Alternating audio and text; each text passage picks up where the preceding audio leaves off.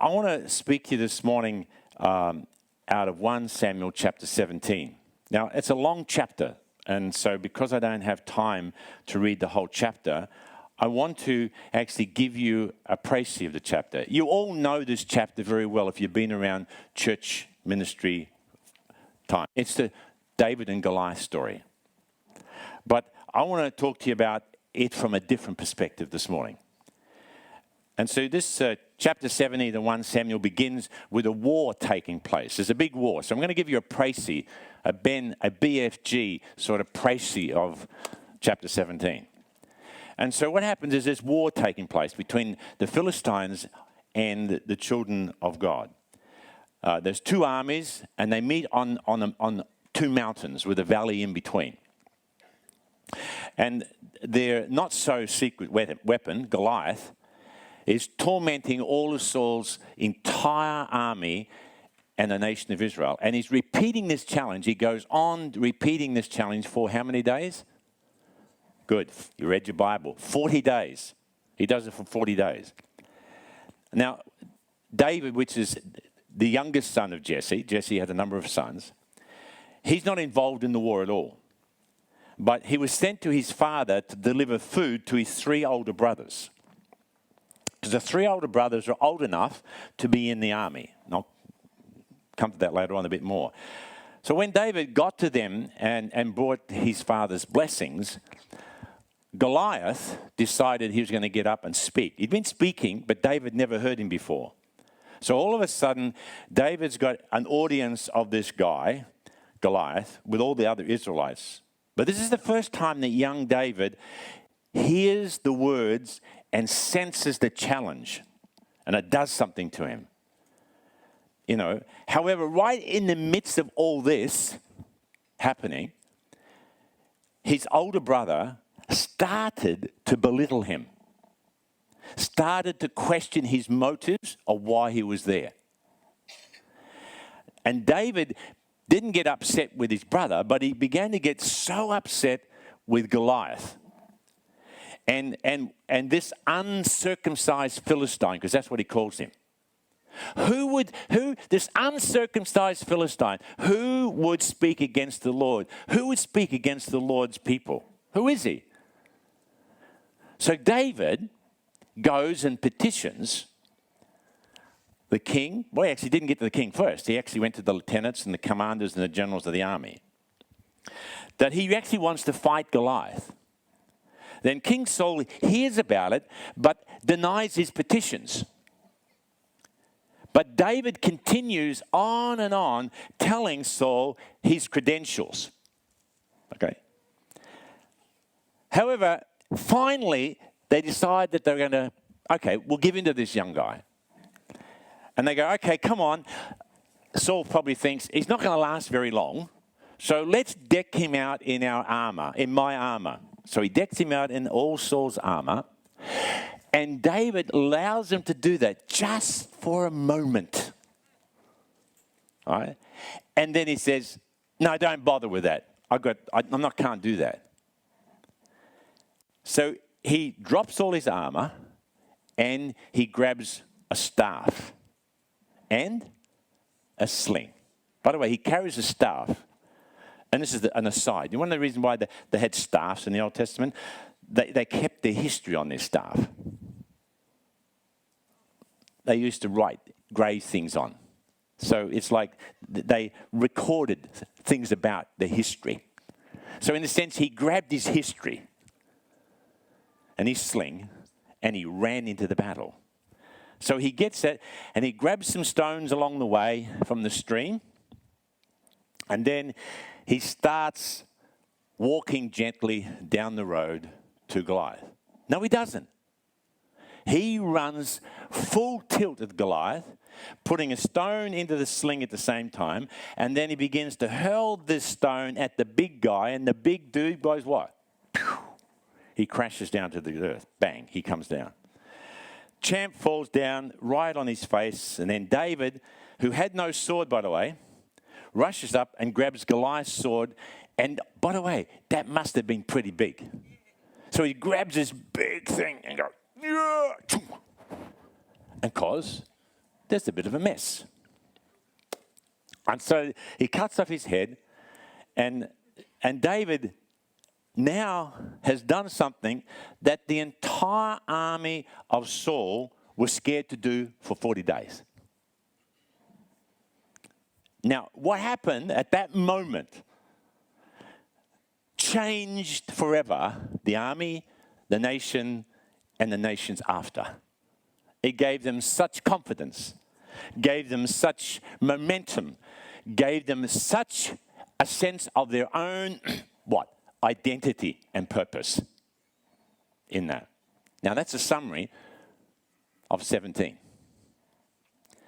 Now, when you think of this story, like most people do, we mainly consider the confrontation between David and Goliath when you read it, don't you? In all honesty. Or between, a little guy and a big guy, or between sling and stone and a big sword. So that's what our measure is often. But, it's bigger than that. And we also sometimes think about David's unlikely victory over Saul. Now, by the way, we in church world are not the only ones who like this story. Because out in the secular world, you have these comparisons made between the David and Goliath, don't you? One small fruit shop selling to sell fruit, where the big supermarket is trying to take him out. It's a David and a Goliath thing. Or you will have, an underdog fighting for something, and they'll say it's a David and a Goliath fight. Or like you have a politician who, like where I come from in Queensland, not the last time, but the time before, our now Premier said, it's a David and Goliath battle I've got here. So they all believe in this principle of David and Goliath, but they don't fully embrace the nuances of what that really means in their life or the truth of it. So we use this David and Goliath quite easily and quite often in life. Now, what we don't often realize, and this is what you're going to go home and check after this, I'm sure, that the narrative of David and Goliath in chapter 17 only covers a very short, very few verses. I won't say short, but very few. So out of about 58 verses of that chapter, there's about 9 or 10 that's about the story. The rest of them are not about the battle at all. There's much more in this, and that's what I want to talk about this morning. I want to talk about that. I want to talk about the battle before the battle. I want to discuss rather David's battle just for him to get into the battle with you. It was an uphill climb for him just to get in a position to face Goliath. But if you don't study it and read it, you won't understand it. And today, you and I, in our world, we face similar forces to what David did in our effort to follow the leading of God in our life. For us to step into their anointing, for us to be able to do the things that God's called us to do, and God's anointed us to do, there is a battle to get into the battle to what we've called to do. And, as you can take the messages of the Old Testament and they apply, what applies in there to the children of Israel can apply to us spiritually in our walk today. And that's what I want to do for this morning. These forces can arise in our life in the home. They can arise among our friends, within the wider community. Places that maybe we would assume would be open, friendly, supportive. Yet in a moment, they can turn out to be the real problem child in our life. David experienced that. We'll look at that in a moment. So I want to just gain a little bit of instruction with you this morning and give you a bit of information out of this that maybe helps you. Because if you're going to do anything in God, there's going to be a battle before your battle. And you're going to have to master it in the same way David did. So when you read the first half of 1 Samuel 17, you could seem to be forgiven for thinking that David's the only faithful person in the whole world of many, many others, because in the midst of it, everyone else wants to belittle him. Everyone is attributing evil motives to him. They're making decisions based upon, putting more obstacles in his way than supporting him. You ever been in that position? In short, what was also happening to him, the sins and the failures of others and other people became part of the tests for David and for David's faithfulness. Would he actually serve God? Would he do what he's been called to do? The whole narrative is set in the form of a real covenantal test, if you like, of Israel's faithfulness to God. So there is a sense here that this whole thing's set up to test Israel as well, not just David and his life. So first, what do you see here in this story? Well, first thing I find in here, the Israelites, including Saul, were dismayed and greatly afraid. And you get that in verse 11. They were dismayed and greatly afraid. And for me, this clearly shows that they had no faith to believe who they were in God. This Goliath, this one man, this one instrument was coming against them, robbed them all of their identity and their capacity to believe and have faith. Does that ever happen to you? Saul was an impressive warrior in the army. But this guy, Goliath, he was way bigger. He was a giant of a man. But when they came against this giant, what happened to this great warrior, King Saul, and the army? They were afraid, they were disheartened, and they lacked confidence. And that's what happens to you and I sometimes. So second, Goliath continued his taunts for 40 days. So here they are, disheartened, they're afraid, they have no faith, they lack confidence, but they're God's people. Then the second thing, for 40 days, not one day, 40 days, this big dude with the army on his side, and the army god over here, for 40 days, they are just listening to him berate them and they're calling in God as nothing. Come on, take us on. When you look at 40 is a number repeated throughout Scripture to denote a period of testing and trial. So what God was allowing to happen to the children of Israel was a time of testing and trial. And if you look at it, for those 40 days, they pretty well what?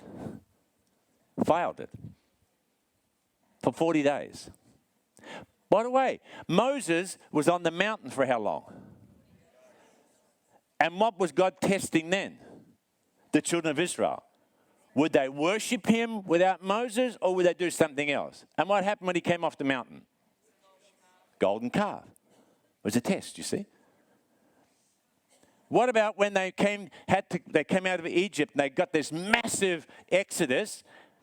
What happened then? 40 days in there? And what happened then? 40 years, not days, 40 years. They failed much and they walked in disobedience. But our great God, I love that story, their shoes never wore out. Their clothes never wore out. And he fed them. Yet they were disobedient.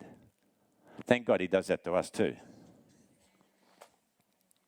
For me, this scene portrays a real sense of an animated time of testing. It's not a silent testing. It's a very animated time of testing.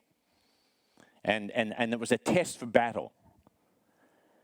But, the children of Israel should have met the battle a different way. And if you know your scriptures, you would find that in Deuteronomy 20, it tells them how they should go in to war. Even though they could be outnumbered, they could be outmanned, they should not fear and they should have great confidence. Because in Deuteronomy 20, it instructs them that in the light of you being put into a fight, I will be with you. You are to go in there with confidence and faith in me in the battle. And so they had forgotten their instructions. Third thing about this testing. David gets conscripted to work with Saul. Now, it's important here to understand something about this. This is the battle before the battle, so we haven't even got to Goliath yet. David gets conscripted to go to work with Saul. And it's important to see David's faithfulness to his duties in preparing him to get into the position that he could do what he was called to do. You know, even after he'd been taken into Saul's administration to serve him, David makes these periodic trips back home to make sure that his shepherding duties are fulfilled. And you find that in verse 15 of 1 Samuel 17, chapter 17. He has an aging father, so he goes back home to care for his father. And he goes back home also not just to care for his father, but to actually fulfill the wishes and the desires of his father's heart. By the way, where is he already been promoted to? A high-paying job, maybe not, but definitely a prestigious job in the king's court. Yet here's this man fulfilling menial duties. Father, wishes, his sheep. By the way, that's not a really high occupation, looking after a bunch of sheep. But he does this. What do we see here? In the midst of this battle of him coming through, we see David's humility. We see his servant-mindedness. And here's a good phrase to learn. We see his learned obedience. What we see in this story is David's learned obedience. Hold that for a moment. His father, while he's home looking after his sheep, while he's not down in the battle, because he's not employed down there, he's not in the army, and he's trying to care for his dad, he's trying to do all the right things. His dad says, oh, by the way, son, and by the way, there's other brothers at home that could have done this, but the father didn't actually ask David to do this. By the way, son, I want you to go down and take provisions for your brothers. I want you to go to the battle camp. I want you to bring back a report of what's going on down there. So David says, okay, Dad, I'm here to fulfill your desires. So not a problem. I'll finish these tasks off without any complaining, and I'll go. By the way, if you read the story, it said he rose early from where he was in Saul's administration, early in the morning before his duties there, to go and do all this for his father. So it's probably dark. So he's doing all this other stuff while he's got a job, all because he's humble, he's servant-hearted, and he's faithful, and he's learning obedience in his life by fulfilling them. That's pretty amazing when you think about it. And by the way, I'm going to tell you ahead of time, the boy's not even 20 yet. He didn't neglect his sheep. He had all these other duties. He didn't get into trouble with his dad. But he thought, okay, what am I going to do with my sheep? And verse 20 says, he then went and found someone else to look after his responsibilities of his sheep so that he can actually do his father's duties. So he'd exercise responsibility over his menial tasks. He's not 20 yet. I have a question for you today, all of you, and a question for me too. How are you going in your learned obedience wherever God's put you?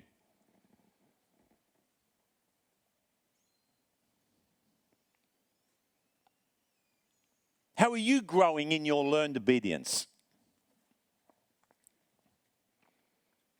Are you getting up early and going out to do things so that you can actually fulfill all those tasks and do these things that you know you've got to do so you can actually just do the thing that you want to do?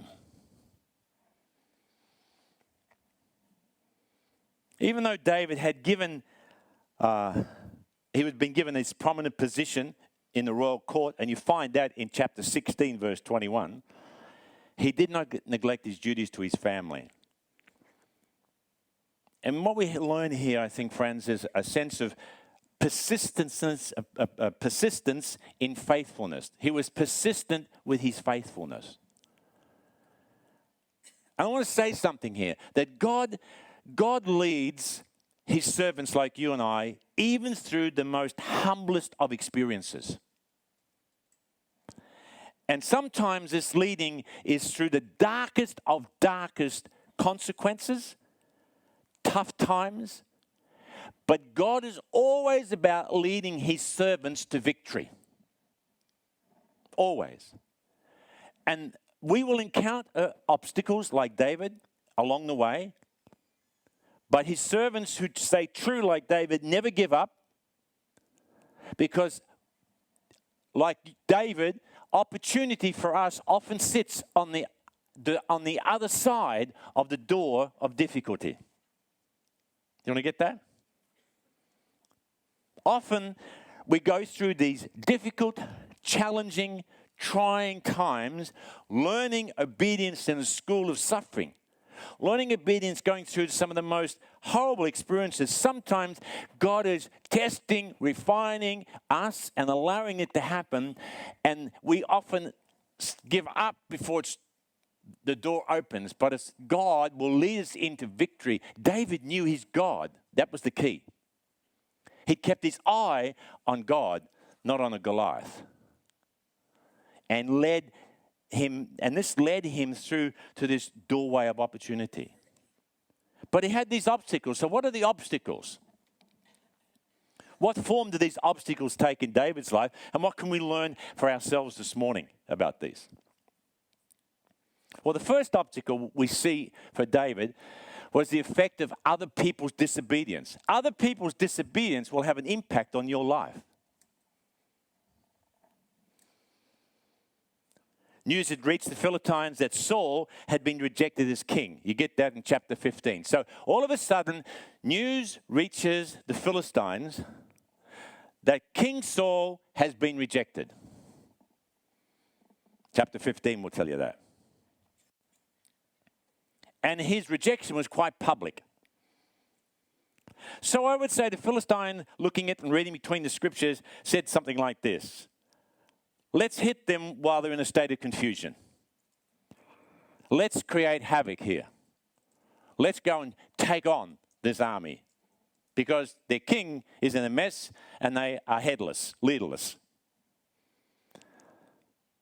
Now I want to say this here. The things that had happened in Saul's life resulted from disobedience and failure.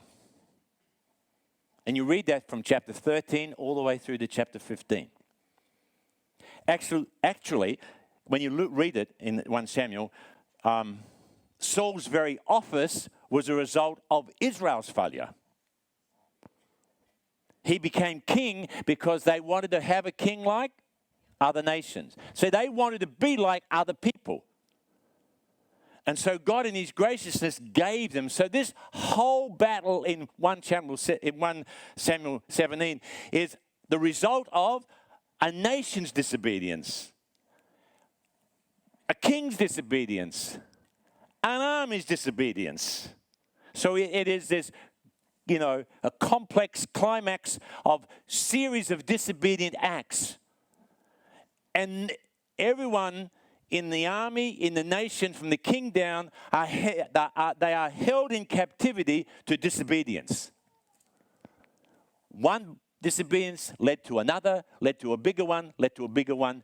And in the midst of this, a lack of faith, a lack of confidence. And they had lost perspective on who? God. On their identity. They wanted to be like others. Well, I just want to be like that other church. Well, no, you're not. You're like this group. I want to be like this other person. No, you're not. You're like this person God's called you to be. And so this whole thing plays out about disobedience. By the way, this disobedience included other people's inaction. Because you see, when Goliath revealed himself and tormented and taunted Israel and the Israelites, they were all frozen in fear. They sat paralyzed, really. Even when Saul gave a bounty, I'll put a bounty out. You can do this, and I'll give you all this. No one came forward for the bounty. And they sat paralyzed. They were paralyzed for 40 days. So in your life, sometimes other people's inaction can hold you captive. Be careful of that. Can I say this about fear? Because we all confront it somehow or other or somewhere in our life. And I wouldn't be, a great prophet speaking this out this morning to say that even in this group of people today, there are people here facing fears. It's part of life. Fear breeds lack of confidence. Lack of confidence which will lead to inaction. And their lack of confidence began to embolden the enemy. Your lack of confidence will begin to embolden your enemy. And understand this, fear can lead to unbelief, and unbelief finally robs us of power. And that's the process. Friends, do not be held captive by other people's disobedience, inaction, or fear. And also understand this, that whatever you fear more than God will become your biggest obstacle in fulfilling God's calling on your life. You want to get that? Whatever you fear more than God will become the biggest obstacle to you fulfilling God's calling, God's purpose, God's design for your life. The second obstacle playing out in this story. By the way, he hasn't even got to the battle yet. The second obstacle playing out here is to do with family pressures. Or you don't have those here. We all have them. Family pressures. David's situation among his brothers parallels that of Joseph's, another story in the Old Testament. His brothers. The youngest one in both houses received revelation and honor. And the older brother, in this particular situation, refused to accept or believe it. And even in Joseph's situation, similar. And so in our story, in David, his brother's action shows that at this point, he did not believe, this is another one, he did not believe in God's anointing on David, even though he was there when Samuel actually anointed him. Friends, I've been in places like that. I've been with people when they have seen God's anointing on someone and something, and yet they, later on down the track, became the ones to actually oppose the very thing that they actually were part of over here. And so David's brother is down in the battle. David's there because his dad says, go down and find out what's going on and bring me back a story, what's happening. And he gets down there and his older brother starts to question his motives. The text says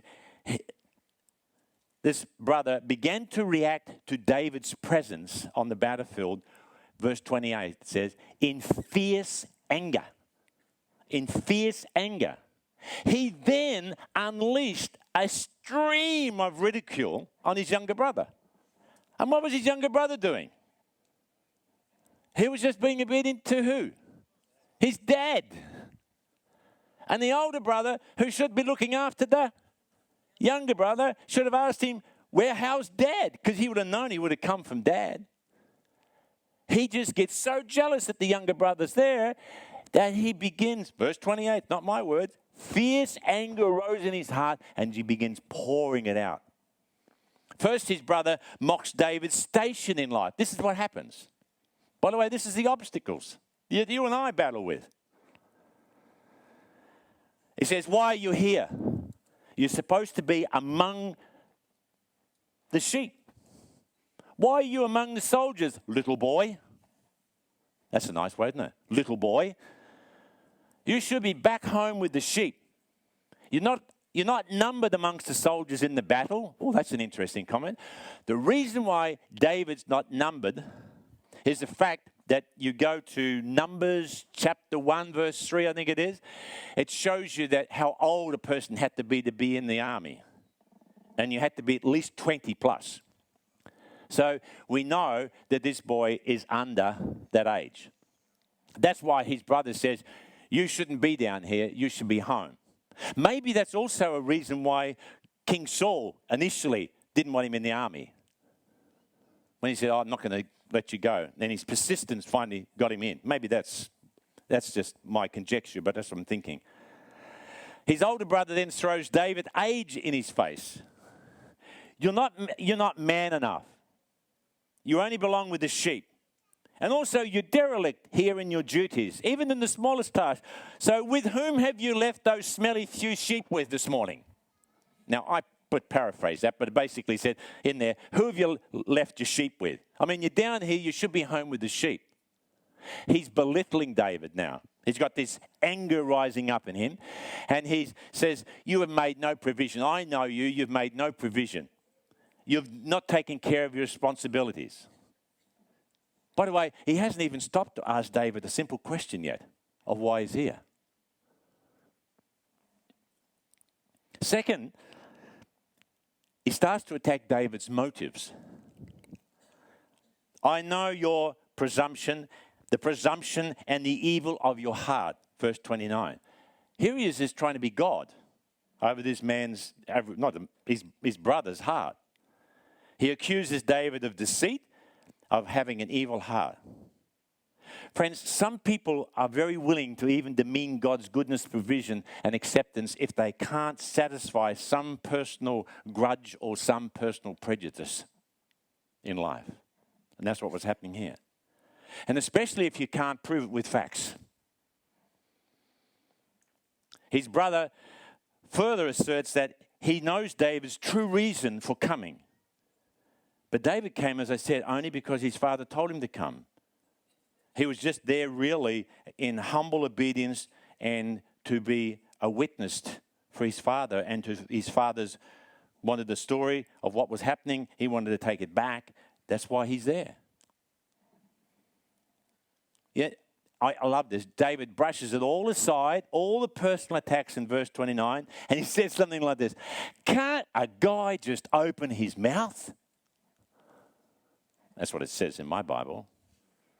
Can't I just ask a simple question without you judging me, without you putting me down, without you belittling me, without you calling my whole life into question? Have you ever been there? When you're starting to fulfill God's call in your life? And third, what happens to us as people, if it's not family pressures, what happens is that, like they did, we begin to rely on human devices. Human devices. They were judging what was by outward appearance. And David had to contend with the outward appearance. Not just the belittling. Not just the putting down.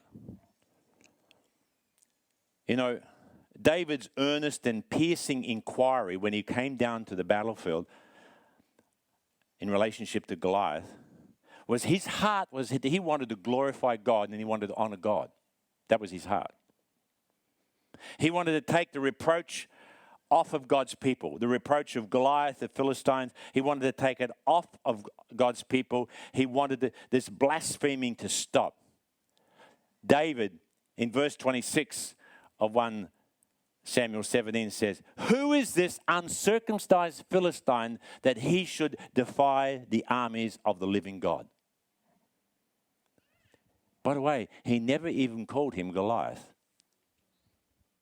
He called him an uncircumcised. And do you know why he did that? Because David said, I'm not going to give you a name. Because I am circumcised, meaning I am in covenant with God. You're not in covenant at all. And the one I'm in covenant with is bigger than any covenant that you would ever have. And I am in a position to question you. By the way, all the others had forgotten that reality. But a 20-year-old walks into the battle, and that's what he says. All of them had become so fearful, so complacent in the face of the opposition. And David responded by doing what any faithful Israelite should have done in any situation, as I said in Deuteronomy 20. And this is what he said in verse 32. Let no man's heart fall because of this man.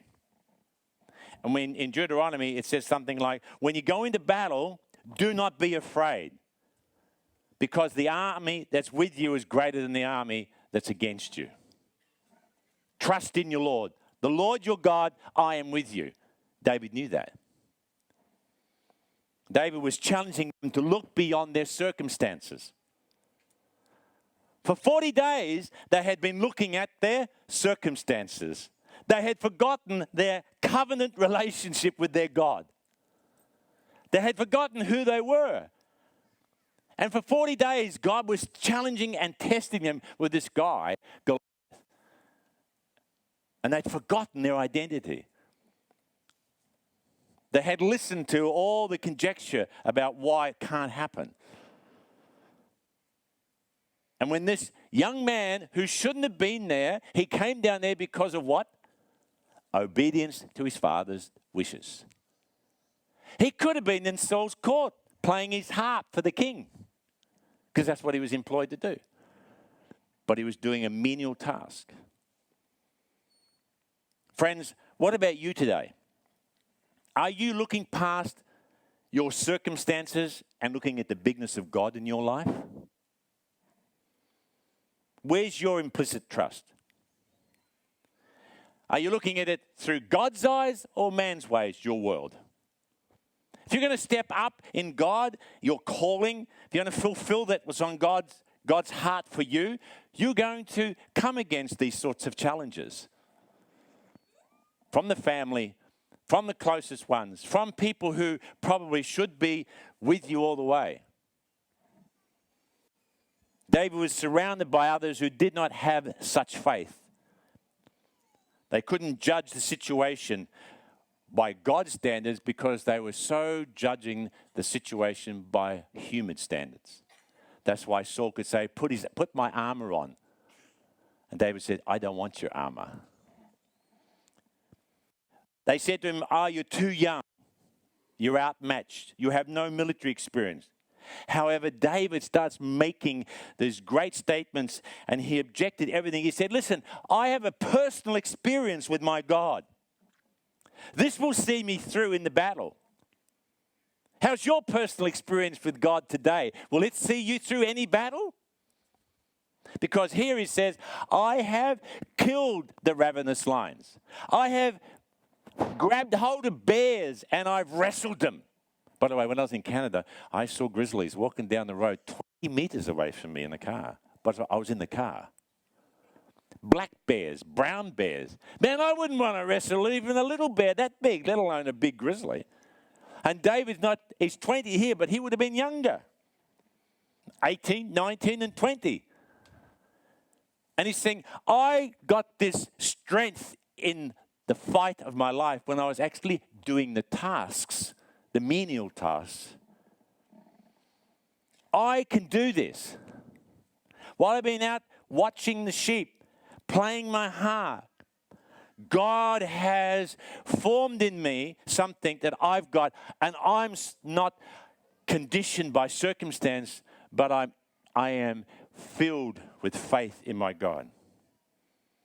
God did it in me then, and God will do it in me now. And what the army of Israel had forgotten, they had forgotten that fact. David said, I can't go with these things you're going to give me in verse 39, the arm. I can't do that. I'm going to go into battle with what God has prepared me with. I'm going to go into battle with God and his ways. It might look ridiculous in the eyes of the world, but I'm going to remain faithful to the things God has fashioned in me. Friends, let me ask you the question. How is the Lord preparing you today? How is he getting you ready right now, in order for you to step up to the next level that God's calling you to individually and as a community?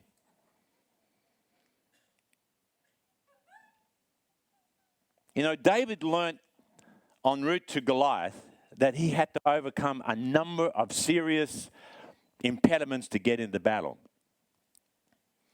And he had to do this because he had to remain faithful. He had to show himself, even with the encounter all these annoyances and the difficulties, because David later on was going to have to deal with much, much bigger things in his life. Much, much bigger things. But right there playing out, he had lots of people against him. He had the government against him. The army didn't want him to go. He publicly mocked. He was doubted by the community. He had sibling rivalry, and he had to deal with all these other things. So what do you and I can take? What can we take out of this as I begin to close this off? What can we take out of these challenges for us this morning that David met? Well, number one, you need to remain faithful in the small things and understand that learned obedience pleases God. Jesus taught his disciples in Luke 16:10, the one who is faithful in very little is also faithful in much. And David illustrated this principle in this chapter. The whole of his army was held captive to this Goliath, but David wasn't. These small things were his training ground for bigger exploits. David would have to have bigger exploits would come. Friends, the small things in life must come first. You know, and if you don't deal with the small things in life, what will happen sooner or later, these small things will either be replaced with a Saul or worse still, a Goliath. And if you can't handle the little things, it's going to be very difficult for you to handle the Goliath challenges in your world.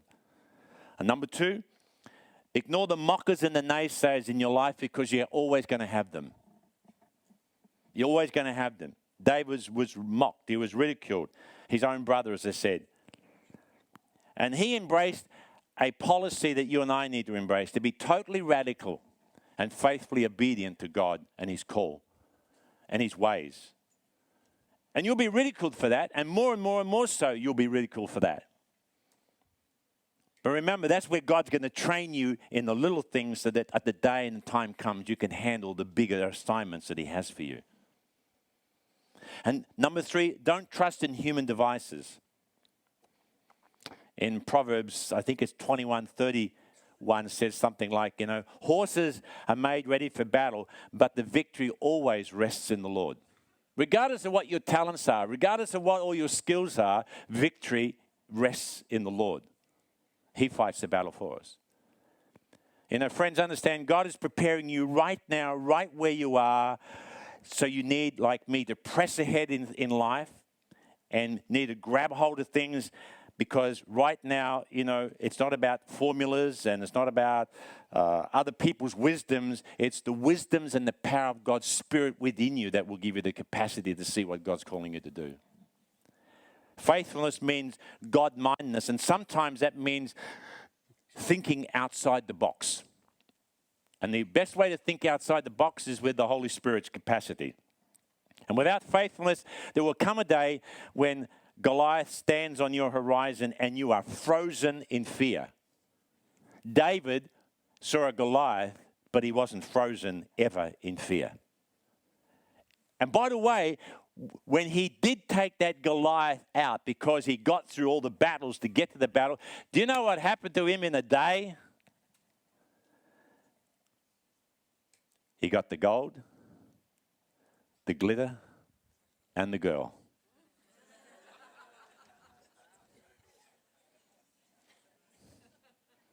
In one day. That one day created for him a suddenly in God. But he got to that suddenly like you and I will get to a suddenly because we've been faithful in the little things of life. And we've walked through them. So be faithful in the small things, even the mundane things. Never give up even when those closest to you ridicule you and belittle you.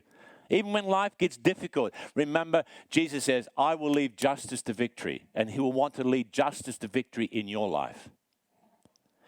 Guard your heart from fear and discouragement, especially when those you may respect or around you and love you don't share the same sort of faith dimension as you. And remember, whatever you fear more than God becomes your greatest what?